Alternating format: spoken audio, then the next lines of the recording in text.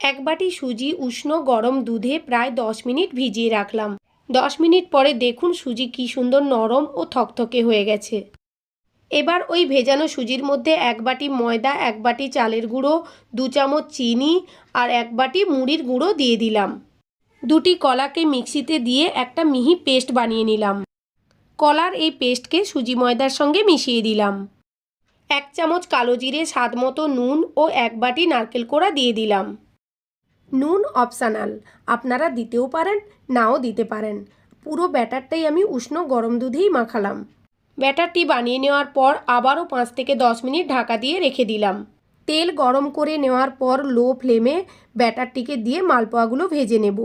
গ্যাসের flame high করে রাখলে মালপোয়ার ব্যাটার দিলে ব্যাটারটি কিন্তু পুড়ে যাবে, তখন মালপোয়াগুলোও পুড়ে যাবে। লো থেকে মিডিয়াম আঁচে বেশ খানিকটা সময় ধরে মালপোয়াগুলো ভাজতে হয়, তাহলে